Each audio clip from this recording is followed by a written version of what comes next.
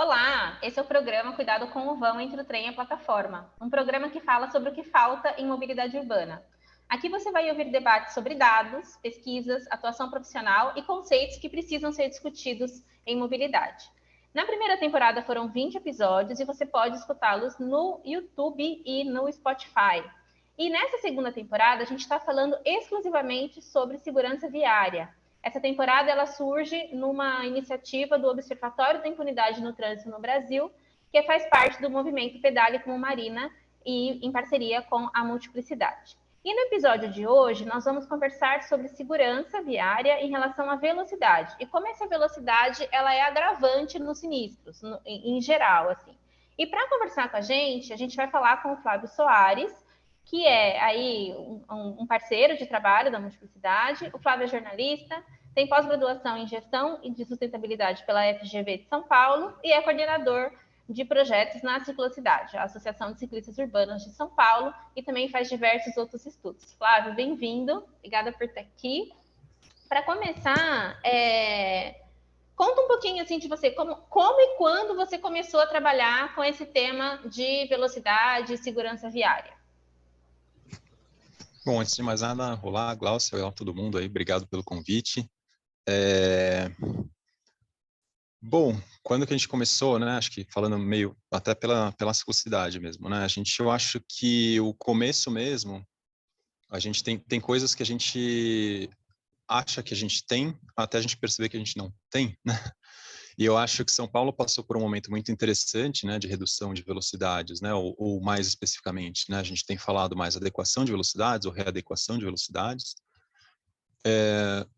Desde 2011 ela vem fazendo isso, e em 2014, 15, 16, 15 e 16 principalmente, ela teve uma redução vertiginosa, assim, né, as máximas foram padronizadas a 50 por hora em toda a cidade, com algumas exceções em vias de trânsito rápido, né, que são vias em que, por definição, né, não tem pedestres e ciclistas, embora essa definição a gente poderia discutir, né, se elas de fato não têm pedestres e ciclistas, né, isso é uma outra história, mas que tá junto, né. Mas algumas dessas vezes, então, não foram, mas são exceções. São, tipo, 2 ou 3 na cidade, o resto, né, foram todas padronizadas. E o que aconteceu foi que virou a eleição, né, como tudo no Brasil é efêmero às vezes, né, as políticas que a gente conquista demoram anos para conquistar, às vezes evaporam muito rápido, né. O prefeito que foi eleito, ele foi eleito, inclusive, com uma pauta, né, de voltar às velocidades altas, né, nas marginais, né, Tietê e Pinheiros de São Paulo. São essas duas que eu falei que eram exceção. E ele, de fato, ganhou a eleição e foi uma das primeiras coisas que ele fez. Naquele momento, a Ciclocidade se posicionou, junto com várias outras organizações, no sentido de processar a prefeitura, né? A gente abriu uma ação civil pública, a gente conseguiu uma liminar, né, de segurar isso, a gente deu uma certa sorte, porque a liminar, se não me engano, se eu me lembro bem, né, ela foi na véspera, a medida ia ser implantada num feriado, que é o aniversário de São Paulo, e esse feriado, se não me engano, caía numa segunda-feira. A gente conseguiu uma liminar na sexta-feira, no final da tarde, então não dava para recorrer, e com isso a cidade parou, né? Eu não lembro exatamente se era sexta, mas era isso. A gente conseguiu segurar por alguns dias com essa liminar e foi o suficiente para essa discussão vir à tona, né? Então, inclusive, né, a própria Marina Harcô foi uma das porta-vozes dessa iniciativa, né? É importante dizer isso. Ela foi um momento muito duro, né, de questionar a prefeitura sobre isso. Inclusive, ela sofreu diversas ameaças, né? É importante a gente falar isso porque quando a gente põe uma pessoa como porta-voz, essa pessoa está muito exposta, né? Ainda mais para uma organização que é pequena, ainda mais por ser ciclista, por ser mulher, enfim, e ela sofreu tudo isso, né? A gente eventualmente perdeu tanto a liminar quanto a ação foi até o Supremo, né? A gente perdeu, mas a gente ganhou no sentido de que existia um grande movimento por trás dessa medida, que era, até emociona, né? Difícil. Mas que era o quê? De aumentar as velocidades de volta na cidade toda, né? E isso não aconteceu. Então, acho que essa foi a nossa grande vitória, assim, de conseguir levantar essa discussão no momento certo, do jeito certo, né? Para que isso não voltasse na cidade toda. Então, acho que foi ali que foi o meu envolvimento. Naquele momento, eu estava como coordenador de comunicação da Ciclocidade, mas logo em seguida a gente conseguiu um edital, né, de segurança viária pelo GRSP. Inclusive, hoje eu coordeno um projeto também, né, por ele, nacional, que é isso que acho que a gente vai falar um pouco. Você, né, vai falar um pouco sobre isso aí nos episódios. em que a gente está com um projeto de lei de que isso, a gente percebeu ali, inclusive, que não dá, né? Existe uma coisa muito importante, isso é importante, né? Que é a famosa discricionariedade do Estado, né? Basicamente, o que ela diz é o seguinte: o executivo ele pode fazer algumas coisas. E, de fato, se você olhar o Código de Trânsito, ele diz que o executivo pode aumentar as velocidades, né? As velocidades máximas que tem ali são quase como sugestões, né? Elas são depois regulamentadas pelo CONTRAN, mas a verdade é que a lei diz que o município pode alterar, né? E o que a gente percebeu ali, então, no longo prazo, né? Porque isso a gente estava falando de 2017, é que se a gente não intervisse na lei, né? Se a gente não tirasse essa permissão e deixasse as regulamentações de fato com o que a OMS, né, recomenda, a gente seria uma batalha perdida, né? Porque o executivo ele pode ignorar todos os planejamentos estratégicos da cidade, porque a cidade tem planejamentos estratégicos que vão nessa direção, né? Mas ele pode ignorar sem nenhuma consequência, né?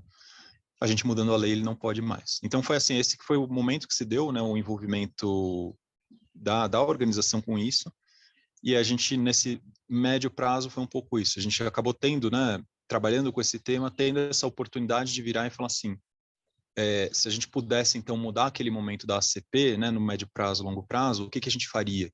E é isso que a gente está tentando fazer agora, que é uma incidência direto na lei, direto na permissão dos municípios de alterar, né, a seu bel prazer, ou de acordo com correntes políticas, ou às vezes até populistas, né, porque elas têm um voto, né? Tem muitas pessoas que acham que isso é interessante. O Dória, né, que foi o prefeito que fez isso, inclusive ele é meio canastrão, né, nesse sentido, porque ele não só teve uma posição de canastrão nos debates, ganhou no primeiro turno, né? Então isso também demonstra muita coisa, mas ele contratou, né, um piloto de Fórmula 1 para fazer a propaganda, né? Então é muito interessante essa visão, né, do que a pessoa está fazendo, por que ela está fazendo e o que ela quer dizer com isso, né? Tudo isso é comunicação, né? A gente vai falar um pouquinho de comunicação daqui a pouco, mas tudo isso é comunicação, né? Então o jeito como ele bota um piloto de Fórmula 1 para falar que aumentou as velocidades é muito louco, né? Enfim, resposta longa, mas foi assim que a gente começou essa história toda. Ótimo, ótimo. Não, eu lembro muito bem desse momento da ação civil pública, que foi realmente... E foi um marco para a sociedade civil em São Paulo, eu acho. Assim. Foi a primeira vez que foi feito algo realmente direto no Poder Judiciário, com uma pauta muito maior do que só ciclistas. Porque teve esse questionamento também. Por que uma associação de ciclistas está questionando a velocidade dos carros? Era uma coisa muito absurda, assim, chegaram a cogitar que não teria legitimidade para tal, né, que a ciclocidade não teria, e de fato as pessoas não entendem como a velocidade está ligado com várias outras questões, não só de quem está na bicicleta naquele momento. E aí, o que eu queria te falar e perguntar é sobre essa questão social aí, da opinião pública, dessa modernidade, porque a gente vê que a velocidade ela é uma característica positiva em todo as coisas que a gente faz, né? Então a gente quer uma internet mais rápida, a gente quer um streaming mais rápido, a gente quer várias coisas mais rápidas, quer pedir comida e chegar mais rápido. E aí na questão da velocidade não pode ser mais rápido. Então isso bate de fato com uma questão social assim, e de opinião. Agora, a gente fala muito sobre políticas públicas, sobre como essa velocidade aí tem que ser melhor regulamentada, mas eu queria saber dessa ponderação entre o social e a política pública, assim, o quanto que nesse debate como um todo, o quanto que o governo tem responsabilidade para fazer e quanto que é uma decisão individual da pessoa cumprir a velocidade ou não, enfim, cumprir o código de trânsito, cumprir as velocidades regulamentadas. Qual que é o papel de cada um nessa seara? Olha, deixa eu só, antes de eu responder, deixa eu voltar num tema que é interessante, isso que você comentou, de ter sido um marco da sociedade civil. Poucas pessoas leem, né, a decisão judicial, assim. Então, ler a resposta da prefeitura é muito didático, assim. Porque a resposta da prefeitura, ela foi tipo quinta série, assim, sabe? Foi tipo, não foi só uma questão de legitimidade, mas tipo, ela quase que... Então, eu não sei se não sou eu que não estou acostumado, né? Tipo assim, porque quando você imagina na jurisprudência, né, o advogado discutindo, o juiz discutindo, você imagina um certo nível de maturidade da discussão e que, na verdade, talvez ela não condiga com a realidade, né? Não seja condizente com a realidade. Mas o fato é que a peça da prefeitura é uma peça que deveria ser botada no museu, assim, né? Da gente entender, porque não é só que sai do jurídico, né? Ela é legitimada pelo executivo, né? O executivo está legitimando aquele discurso que vem todo nele. Isso é muito interessante, assim. Mas você estava falando, né, dessa questão das velocidades, por exemplo, que a gente quer muitas coisas rápidas, e eu tenho uma certa dúvida se a gente quer a comida tão rápida assim. E até porque eu acho, não, é porque eu acho que existe uma confusão que é muito interessante, né? Quando a gente fala de velocidades, né, as pessoas às vezes confundem a velocidade máxima com a velocidade média, né, com a velocidade que elas de fato têm na cidade, né? Então, quando a gente vê uma placa de velocidade máxima 40, 50 por hora, a gente tem que ter em mente que os relatórios da CT, né, de horário de pico ali, eles dão que a média dos veículos no horário de pico é de 20 por hora. Né? Se a gente for jogar muito alto, é de 30. Isso está muito fora, inclusive, do próprio estudo da CT. Né? Mas digamos que o seu caminho seja assim, você vai fugir de tudo, assim, sabe? Vai fazer uma velocidade astronômica na cidade, a sua velocidade vai ser 30. 30, tá? Tipo assim, conta, isso é fácil de contar. Conta o tempo que você sai de casa, bota no Google a distância, você vai ver que dá tipo 30. Por quê? Porque as pessoas param no semáforo, elas param, tem cruzamento, tem pessoas atravessando a rua, né? Então, tipo assim, então a gente tem uma visão de nós mesmos que ela não condiz com a realidade, né? De que a gente acha que a gente está num carro ali super veloz, e isso a gente fala, não, né? Então eu estou desenvolvendo uma velocidade incrível. Não, você não está, né? Desculpa, né? Então, às vezes, inclusive, é mais fácil você ir de metrô, é mais fácil você ir de bicicleta, né? Você vai chegar antes, né? As pessoas, você tem tempo de estacionamento e tal. Então, essa velocidade toda que a gente acha que a gente não tem, né? Essa é a primeira coisa. E mesmo essa questão, né, essa questão da comida é muito interessante, né? Porque a gente acabou, né, a gente está saindo de um momento, tá, ou melhor, talvez a gente não esteja saindo, a gente esteja entrando em um momento, né? Ele vem desde 2015, em que os motociclistas estão morrendo cada vez mais, né? E teve um relatório epidemiológico do Ministério da Saúde, a gente viu na semana passada que 2/3 desses motociclistas são pessoas negras, né? Então, o que a gente está olhando é um recorte muito específico também de quem está morrendo no trânsito, né? O que acontece aí, né? Então, falando um pouco do papel de cada um, a primeira coisa que eu acho que vale a pena a gente perceber é assim, primeiro, a gente tem uma tecnologia, a tecnologia molda a cultura, né? Então, quando a gente tem um celular, né, que a gente tem uma internet, por exemplo, a gente está se falando aqui, né? A gente está em diferentes cidades, diferentes países, né? A gente está se falando aqui e está tudo bem, estamos gravando e está dando tudo certo, né? Então, isso é uma coisa super bem-vinda e todo mundo quer. É ilusão a gente achar que as pessoas não querem isso, né? Porque isso é muito prático, muito conveniente, muito, inclusive, ajuda a gente a evoluir. Mas existe um momento em que as empresas também, o Google tinha um mote que eu acho que eles esqueceram com o tempo, que era Don't be evil, né? Não seja do mal, né? E esse mote não se fala mais nele, né? Muito curioso, assim. Mas a gente tem um momento em que as empresas são do mal, né? O Uber tem questões trabalhistas muito sérias, né? Então a gente entende que é uma tecnologia disruptiva, mas ela vem também com um posicionamento da empresa que às vezes é muito cruel, né? Em especial o iFood, né, que, né, contratou agência de propaganda para se infiltrar em movimento social e desmobilizar o movimento. Então, tipo assim, a gente está falando de uma organização que não tem a menor ética, né, possível, né? Como é que você dialoga com essas organizações? Você não dialoga, né? Então, você como pessoa física, né, o que talvez você tenha que entender é que essa nossa demanda por deslocamentos, o que a gente quer talvez não é o que estão vendendo para a gente, né? A gente não quer talvez chegar a todo lugar o mais rápido possível, embora pareça ser o que a gente quer. O que a gente quer, na verdade, é chegar nos lugares bem e eventualmente desfrutar mais da cidade ao longo desse caminho, né? No fundo é isso que a gente quer. Então, por exemplo, se a gente vai perder, porque assim é negligível, e os estudos mostram isso, é negligível o tempo que você perderia com uma readequação de velocidade de, sei lá, mesmo que seja 70 para 50 por hora, você vai perder a cada 8 quilômetros, não sei, 2 minutos, é negligível, né? Então, assim, se você pudesse trocar isso, em que você está lá no carro, no congestionamento, parado, ouvindo rádio, não sei o quê, né, e ficando com aquilo, né, na sua saúde está deteriorando, não só fisicamente, mas principalmente psicologicamente, porque você está preso naquela coisa, você certamente, se isso te fosse dado como uma opção, você certamente trocaria isso, por exemplo, falar assim, e se você fosse sei lá, num carrinho de golfe no meio do parque para o trabalho. As pessoas falam, putz, isso ia ser muito mais legal, assim, sabe? Então, no fundo, é isso. O que a gente quer não é o que vendem para a gente. Então, esse é o papel individual, né? Agora, o papel do Estado, o que ele tem ali é isso. O que, que acontece quando você lida com essas grandes empresas que perderam a noção né, da humanidade, assim, elas desceram algum nível na humanidade, e esses caras estão virando vampiros com garras, assim, né? Tipo, porque, cara, né, como é que você faz isso e dorme à noite, né? Então, assim, o papel do Estado é regulamentar isso, é impor limites, né? Assim, o Estado aí claramente tem que virar e falar, galera, vocês estão um pouco viajando nisso aqui, né?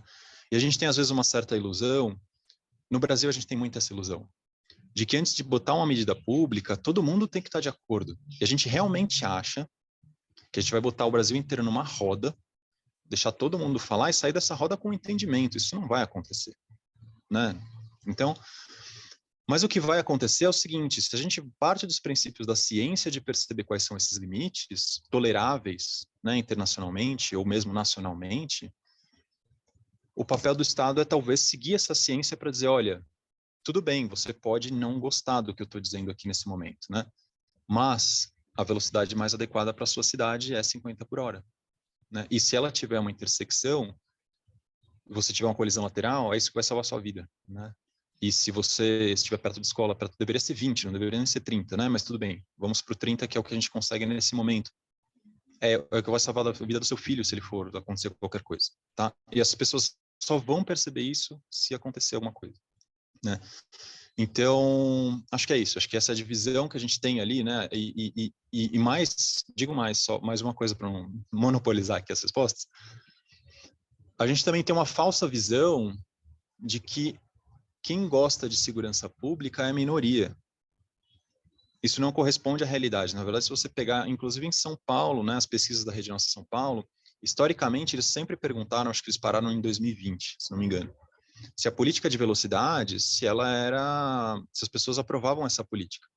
E a maioria das pessoas, todos os anos, dizia que aprovava a política, né? Era dividido, não era tipo 80%, era, sei lá, na faixa dos 56%, mas é a maioria, tá? Então, assim, e se você olhar, né, vamos ter uma análise histórica, né?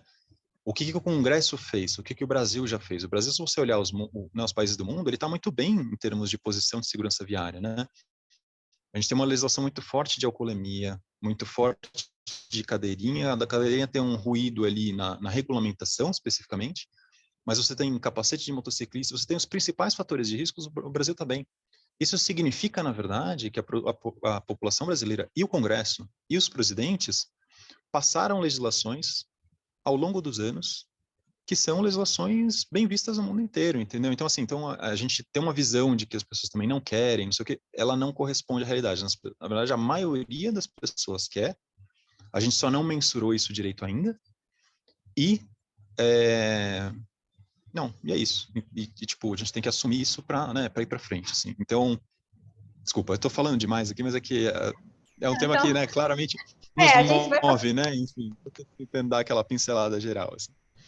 Não, sim, e é importante isso que você falou, né, sobre o que essa indústria toda nos empurra, que pode ser que o que a sociedade parece que quer, ela não quer de fato, assim. E acho que isso tem tudo a ver com esse tema, porque trabalhando com isso, eu acho que as pessoas sequer entendem o que de todas as velocidades que a gente está falando, o que é velocidade. A não ser que você fale para uma pessoa, igual você falou agora, olha, mede a hora que você saiu, a hora que você chegou, e depois você vê os quilômetros e calcula. Você vai ver que a velocidade média é bem menor do que está conversando. E aí a gente tem essa questão aqui, porque a gente trabalha, só para quem está nos ouvindo, né? Existem diversos tipos de velocidade, tá? Tem a velocidade instantânea, que é aquela que é a pessoa ou o veículo está naquele momento. Tem a velocidade média do trajeto como um todo. Tem a velocidade da placa, a velocidade regulamentada. São vários tipos de velocidade. E cada uma delas vai ser usada num momento diferente nos estudos de mobilidade. O Flávio está trabalhando, né, Flávio, com um trabalho na ciclocidade sobre velocidade média, né? Então, para o pessoal entender, a velocidade que está lá no Código de Trânsito, que a prefeitura, que o executivo pode ou não mudar, é a velocidade regulamentada, que é aquela velocidade que vai na placa, que é a velocidade máxima regulamentada. E o Flávio está fazendo um trabalho sobre velocidade média, de como seria esse limite de cálculo pela velocidade média. É para evitar aquela coisa das pessoas simplesmente frearem quando tem um radar, falando bem genericamente assim.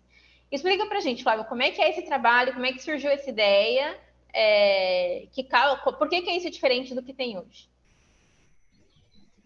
Não, vamos lá. A gente estava comentando aqui, né, que a nossa incidência é inclusive conjunta, né? A gente está num grupo de organizações, né? Vocês também conversaram aí com a Ana da UCB, então a gente, né, tem várias organizações que estão apoiando isso, a Fundação Thiago Gonzaga, enfim, Instituto Alana, a gente, enfim, né, não vou citar todas aqui também porque eu vou esquecer, vou ser injusto.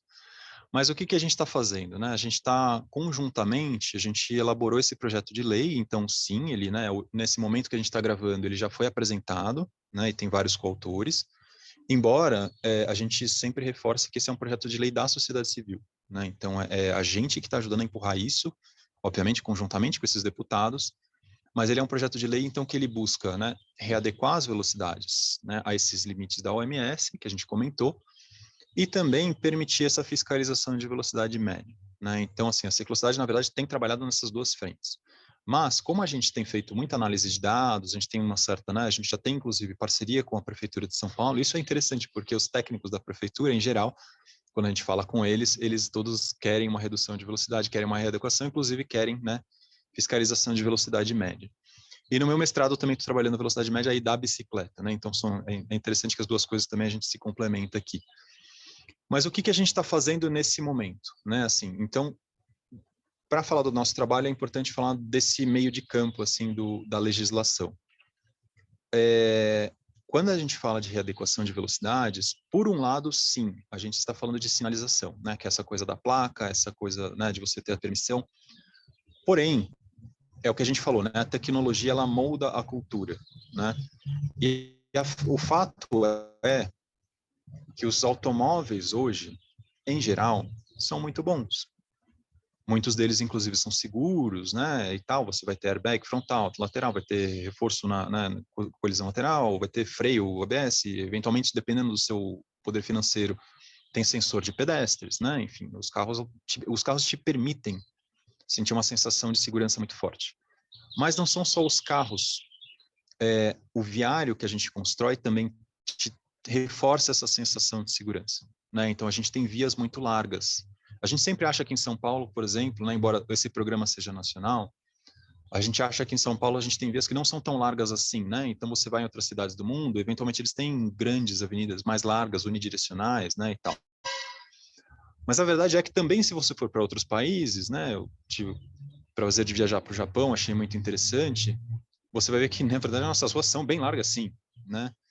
E essas ruas largas te dão uma sensação de segurança e mais, elas te convidam, né, a você a acelerar mesmo, porque você fala, meu, eu tenho toda essa rua aqui, eu não tenho pessoas, não estou, né, muitas vezes você não está vendo as pessoas que já estão lá, mas, né, a sua sensação é, você não tem pessoas ali, inclusive algumas pessoas não estão ali porque você está acelerando, mas, né, mas tudo bem. Mas a sensação que dá é essa, né? Então, o correto, o ideal, não é... O ideal é a gente abolir as placas e a gente ir diretamente para o desenho de viário, né? Em que a gente construísse vias e ruas, em que a gente, de fato, retirasse, né, a permissão de estacionamento das pessoas, essa é a primeira coisa, ampliaria, de fato, o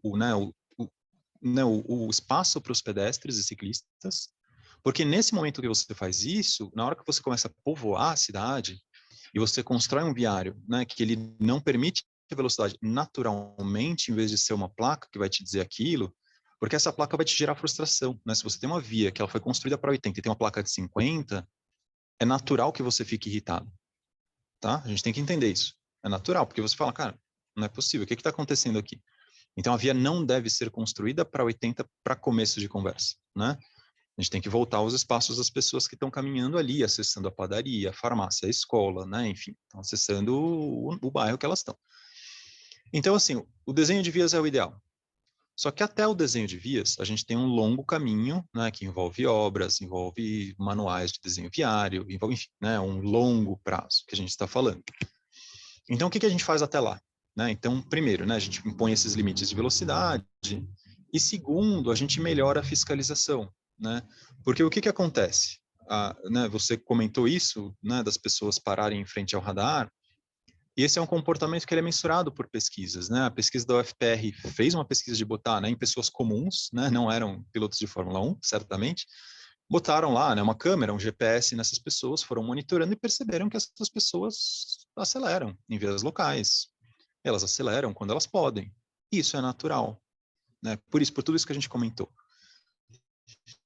Então, no momento em que você tem uma fiscalização de radar, e as pessoas sabem que ela tem, porque o radar é público, né? Então ele está no Waze, ele está nos mapas das prefeituras, enfim. As pessoas naturalmente percebem que ele tem, elas a 100 metros elas dão aquela diminuída e depois a 100 metros elas aceleram de novo, eventualmente até acelerando mais para compensar isso que elas frearam ali para não serem pegas na multa. A fiscalização por velocidade média, a ideia é um pouco diferente, né? Que entre dois radares, em que você não tem uma via que mude, né, de velocidade máxima, você mensure essa velocidade para que você tenha um controle ao longo de toda essa via, né? Então, é tanto que a gente chama ela por fiscalização de trecho, né? Ou de, né, enfim, monitoramento de trecho, alguma coisa assim.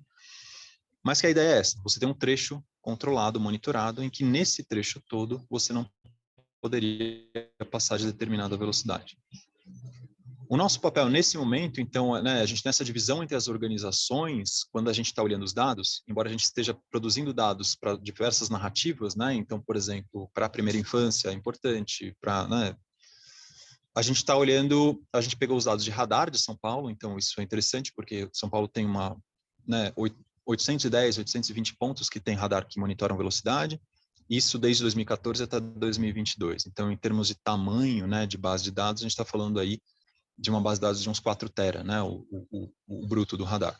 Então, a gente está pegando esses dados e analisando para a gente entender se esse fato, né, se esse comportamento tem se apresentado nas vias da cidade. Né? As pessoas também estão fazendo isso em São Paulo, né, para a gente ter dados locais. Então, a gente já tem Curitiba, tem outras cidades, mas São Paulo fez um piloto em 2017, inclusive, em que eles nunca publicaram esse piloto, nunca divulgaram, né, divulgaram os resultados, mas não tem, a gente pediu, por lei de acesso à informação, inclusive o meu pedido de terceira instância deve ter uma resposta lá, preciso ver, né, porque ele foi até a terceira instância porque eles não conseguiam dar esse né, como é que eles tinham um estudo que tinham que apresentar para o Senatran, não conseguem dar, enfim, é muito louco, né, São Paulo é muito louco. Mas o fato é, então a gente está mensurando isso, né, a gente está agora pegando os dados brutos e mensurando para falar, olha, as pessoas, elas estão fazendo esse tipo de comportamento, então a primeira coisa que a gente fez foi fazer uns scripts, né, porque a gente quer fazer isso para a cidade toda, e os dados são imensos, né? Então, como eu comentei, mas a gente começou pela Radial Leste. Aí isso mais porque era assim, né? A USP lá, né? O professor Cassiano, que é amigo da Glaucia, inclusive, né? Estavam fazendo, né? Um estudo junto com a Universidade de Leeds, de Leeds lá na Radial Leste. Então, vamos começar pela Radial, porque a gente fazendo o script, depois a gente consegue rodar para a cidade toda. E o que aparece ali é muito interessante, embora a gente saiba, a gente pedestre ciclista, né, principalmente, né, embora a gente também conduza veículos, mas ali é uma via que ela tem uma infraestrutura né, tem uma ciclovia separada, né, do tráfego motorizado, e é uma via quase que uma via de trânsito rápido, né, então ela é feita principalmente para automóveis, né.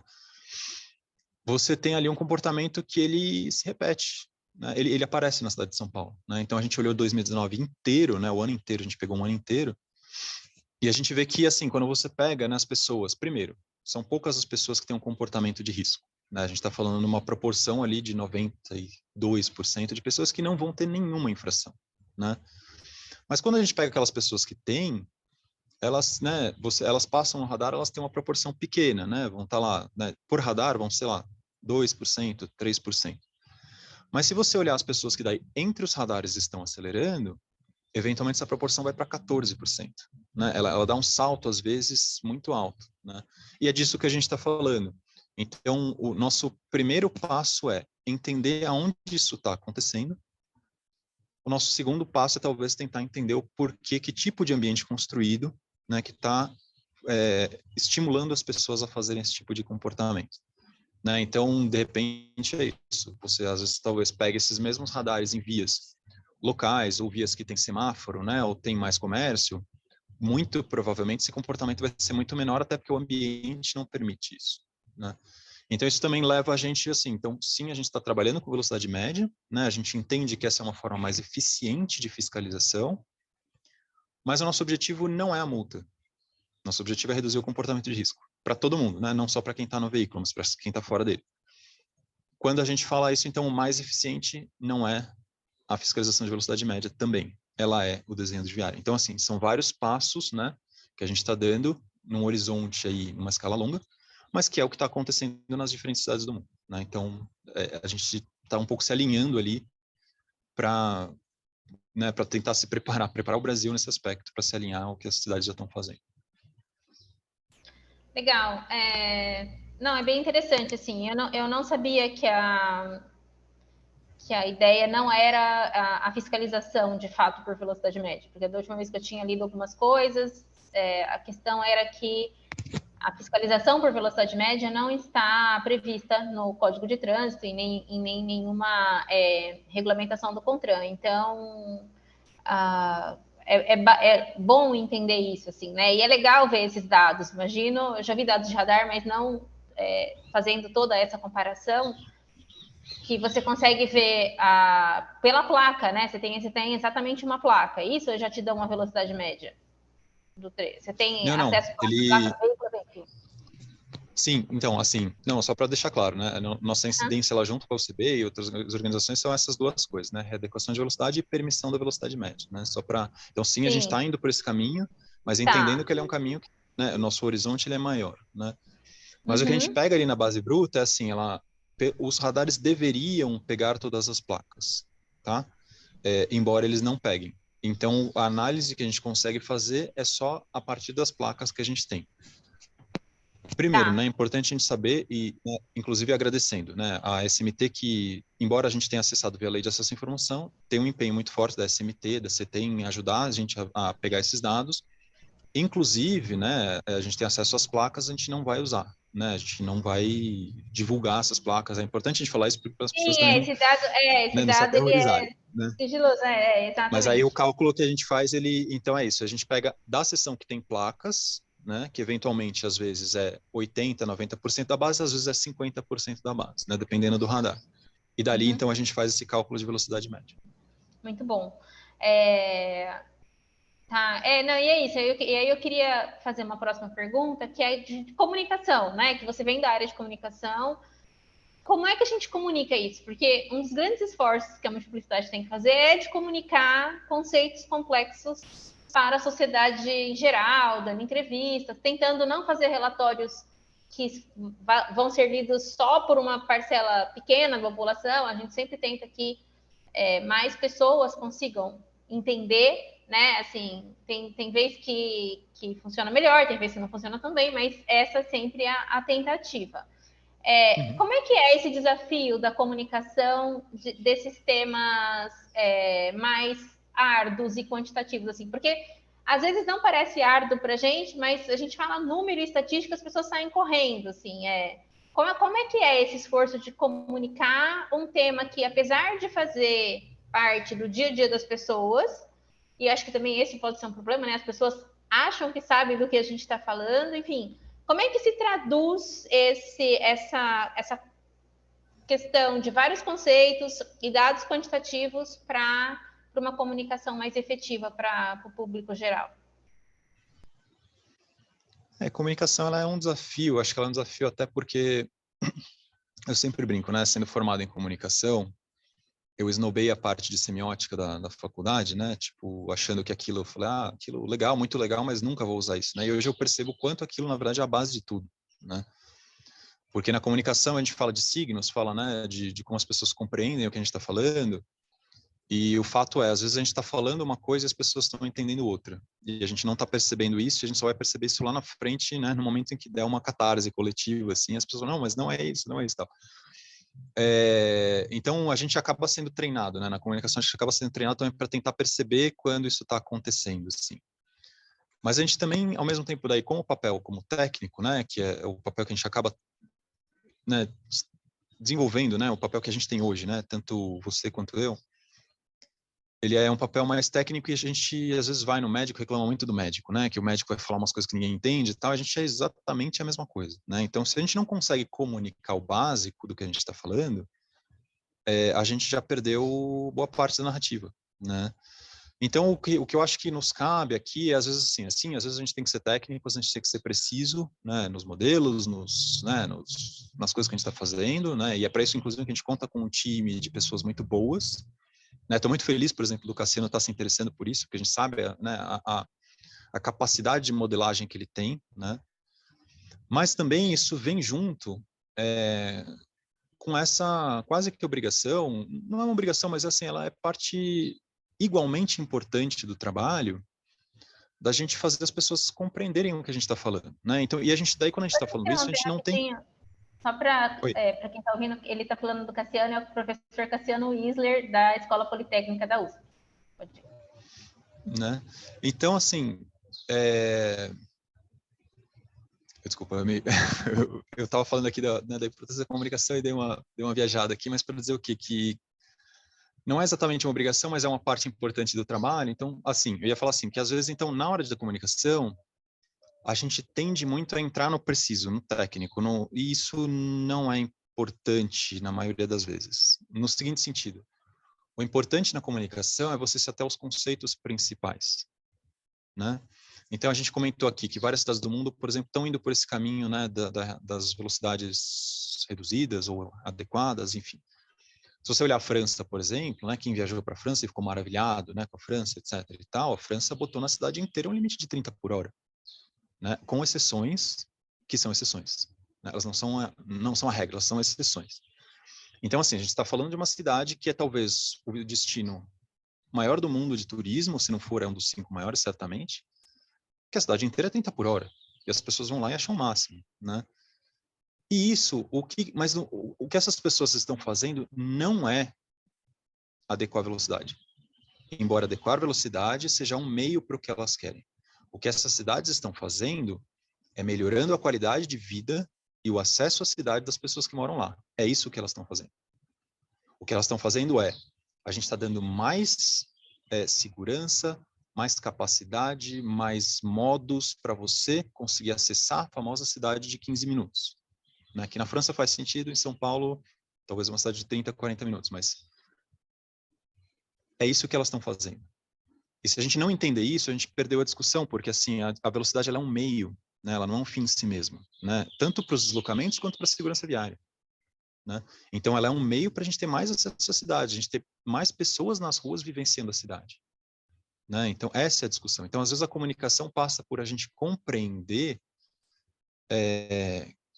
o como a gente vai falar e o que a gente vai falar. E isso entre a gente mesmo, né? Então, por exemplo, você abriu aqui, né, o programa falando do sinistro e vocês têm um programa, inclusive, falando, né, dessa questão do termo sinistro, que eu acho um termo horrendo, né? Desculpa, eu como comunicador acho uma barbárie esse termo, né? Mas tudo bem, ele colou, né? A gente está vendo os jornalistas falando e tal, mas num jantar de família, né? Sabe, naquela famosa, né, discussão da padaria, ou você falar com as pessoas, de fato, se comunicar com as pessoas, ele é um termo que joga contra, né? Assim, o que a gente está falando as pessoas estão sendo atropeladas, né? As pessoas estão morrendo no trânsito, é isso que a gente está falando. Né? Então, a terminologia técnica, nesse caso, não importa, tá? Eu digo, trabalha com isso, a gente cria uma cultura de grupo, talvez não faça tanto, né? Então, o papel da comunicação, às vezes, assim, como é que você usa termos que eles não comprometem o técnico, mas, ao mesmo tempo, te fazem compreender o panorama geral, que esse é o desafio da comunicação. Né? Porque daí você consegue trabalhar os signos, os significantes, os significados, né, os ruídos, enfim, tudo aquilo que a gente fala em comunicação, né, termo técnico de comunicação, mas você consegue daí, de fato, dialogar com as pessoas, e você consegue, mais do que isso, levar a discussão para um terreno, que é o terreno de onde você conflui com as pessoas, onde vocês estão, de fato, de acordo. Né? Então, quando a gente falou aqui, né, das pesquisas mostrarem que as pessoas, em geral, aprovam esse tipo de coisa, é muito difícil alguém ir contra a segurança viária, né? Ou melhor, contra a segurança viária é fácil, mas elas irem contra o perigo de você morrer no trânsito, né, que é uma coisa que comunica mais, as pessoas já se sentem, né, porque elas entendem o que é, né?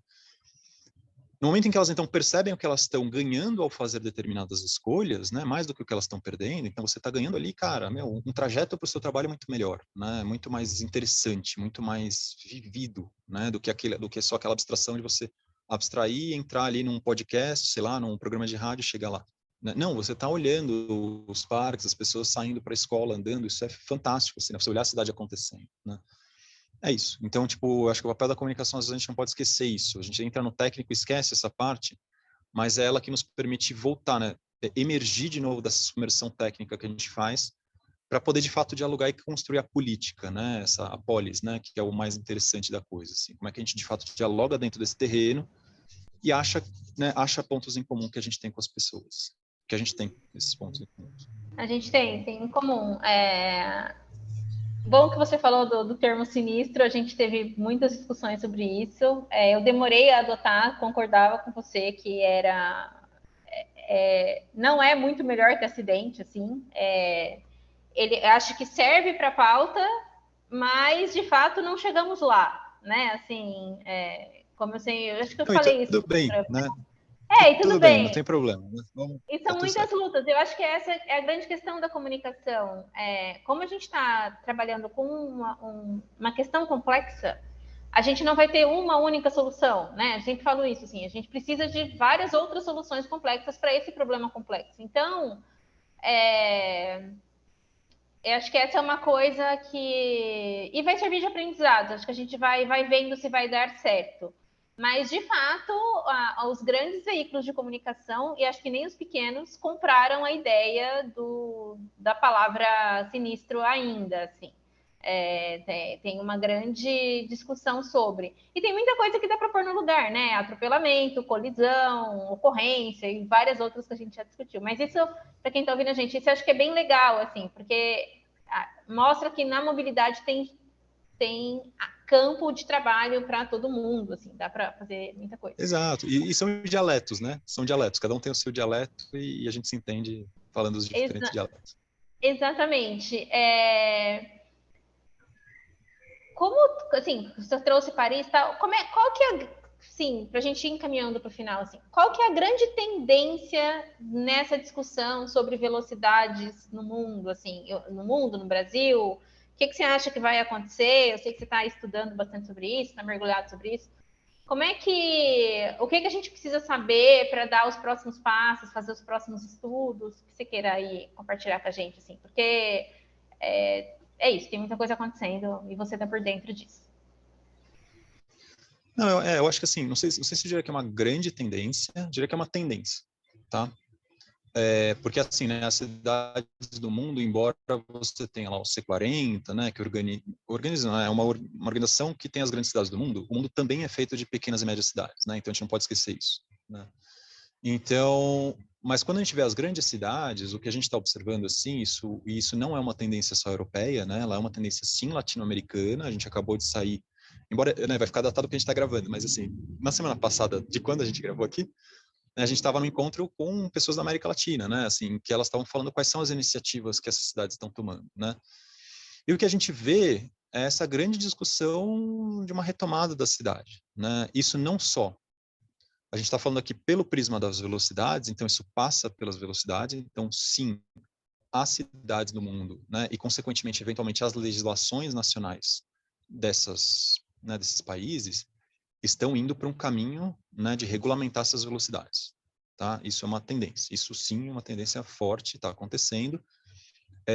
Em maior ou menor escala, mais rápido ou mais devagar, mas ela está acontecendo e, né, a tendência é que ela continue, né?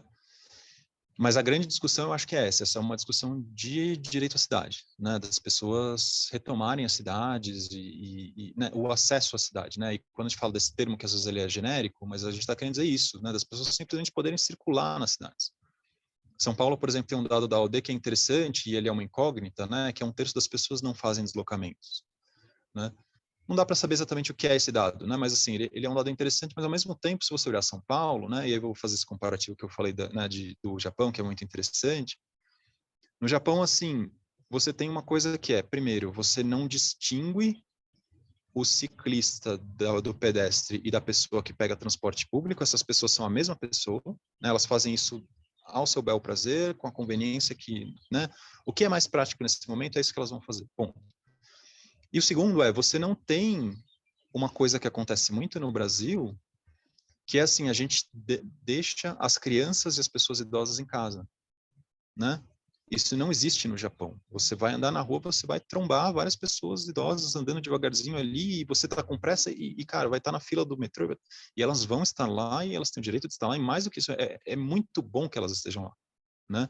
E as crianças no Japão, sei lá, com 4, 6 anos, vão fazer comboio de criança para ir para a escola, a pé, entendeu? É esse tipo de cidade que a gente quer. Não estou dizendo que o Japão é perfeito, nada disso, mas tipo assim, mas esse tipo de comportamento é o que a gente almeja quando a gente está falando de tudo isso. E eu acho que a tendência grande das cidades é querer cada vez mais isso, porque isso é muito bom, né? Isso que te dá qualidade de vida. E se você ainda mais pode trabalhar uma parte remoto, melhor ainda, porque você às vezes nem precisa ir tão longe, né, no trabalho. Em São Paulo a gente sabe, né? Os postos de trabalho são concentrados, enfim, né? Então você tem grandes deslocamentos. Mas esses grandes deslocamentos também estão atrapalhados por um monte de pessoas que não precisariam fazer aqueles deslocamentos curtos de carro, né? Então, não sei se eu respondi aqui, porque eu dei uma... Tô dando umas viajadas na Sim, resposta aqui, mas respondeu. espero que... O que eu entendi é isso, assim, a gente faz parte, na verdade, de todo um conjunto de coisas que é a velocidade por si só é um tema meio, a gente não está falando que Exato. a gente quer readequar a velocidade para 30 só para readequar a velocidade para 30, porque a gente gosta do número 30, não é isso.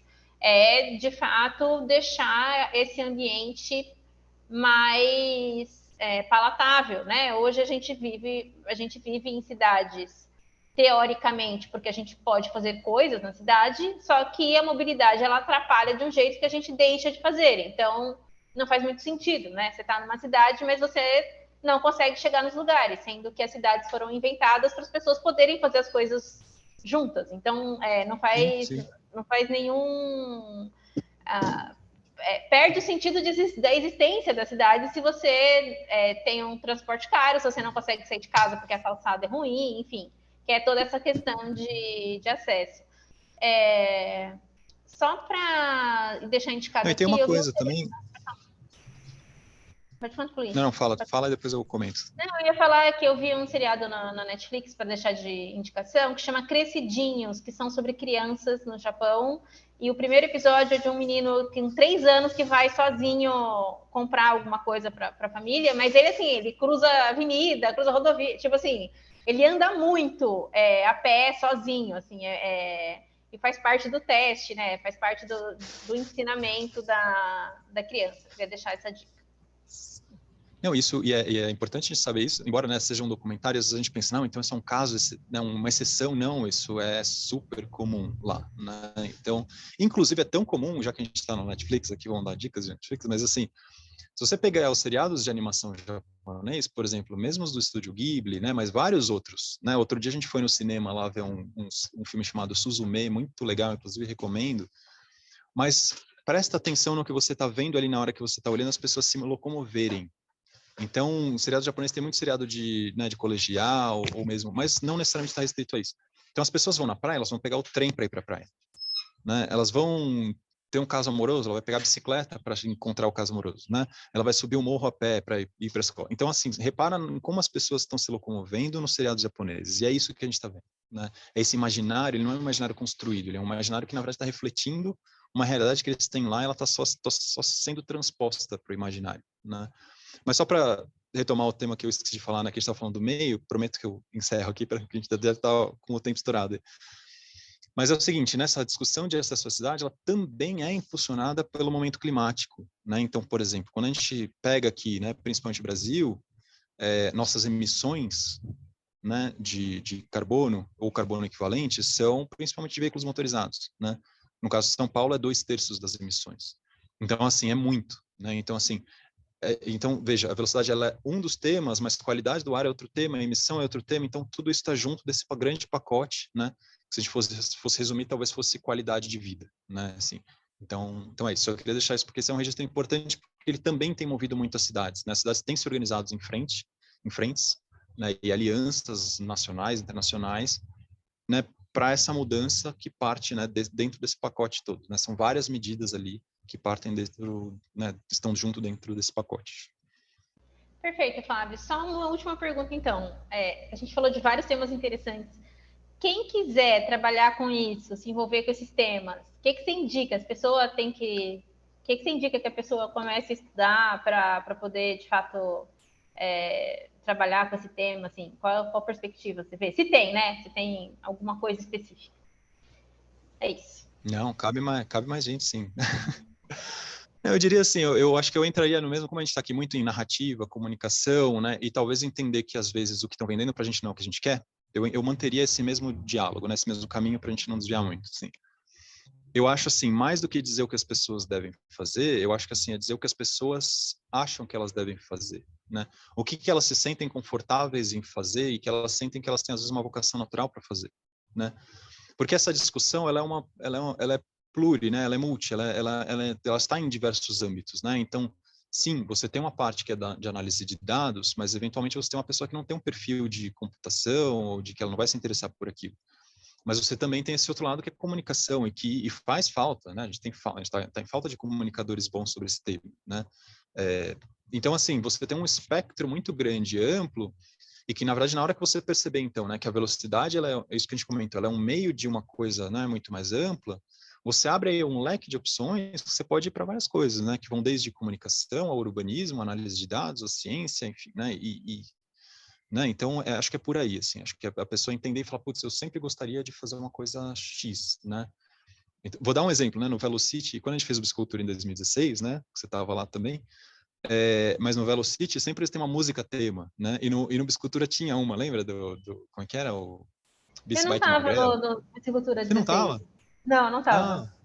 Ah, então tinha uma musiquinha que era muito bonitinha lá, que era Beast Bike Magrela, não sei o que e tal. Mas é isso, tipo assim, então, até para músico, entendeu? Tem, né? Que vai falar de, obviamente você não vai fazer talvez o seu álbum inteiro só falando de mobilidade, né? Mas sabe assim, então às vezes é isso, às vezes você tem uma outra coisa, mas você quer contribuir, tem uma janela, entendeu? Tipo, então acho que é isso, acho que é mais as pessoas se entenderem e perceberem o que elas querem fazer, e aí conversando com as outras pessoas, elas vão se encaixando e vendo, né, as necessidades ali para que você, mesmo isso inclui design, né, inclui, enfim, trilha sonora, inclui até, sei lá, instalações artísticas, por que não, sabe? Assim, então é isso, acho que tem um espectro amplo, assim, em que eu não gostaria de vir a falar, ó, faça isso, faça aquilo, sabe? Eu acho que as pessoas é mais assim, ver o que você tem, o que te move, né? A gente sempre fala isso, o que te move? E dentro desse que te move, a gente consegue talvez encaixar aí em alguma coisa que nos mova conjuntamente. Excelente, Flávio. Eu queria agradecer. Muito bom conversar com você assim nesse formato. A gente já conversou, né, diversos outros formatos, mas assim trocando ideia, gravando, foi muito, muito bom. Assim, tem alguma coisa que eu não perguntei que você acha essencial falar? Ou podemos? Não, só acho essencial agradecer aí a oportunidade. Desculpem aí eu responder pouco e-mail, que eu realmente estou numa correria. Então, né, agradecer aí vocês por terem feito toda essa organização aí, né? Praticamente dei só um obrigado, gente, tal, valeu, deu tudo certo. Mas, né, não falei muita coisa, então só acho que vale o registro aí de agradecer. Acho que é muito legal esse programa e parabéns por fazê-lo. Obrigada mesmo. Gente, a gente vai encerrando por aqui. Quero agradecer, Flávio, essa sua participação nesse programa e todas as trocas aí que a gente tem para a gente trabalhar com cidades melhores, né? Que a gente tenha, de fato, cidades melhores. Bom, pessoal, esse programa foi gravado, mas vocês podem deixar seus comentários no YouTube, que a gente responde, também podem escrever e-mails.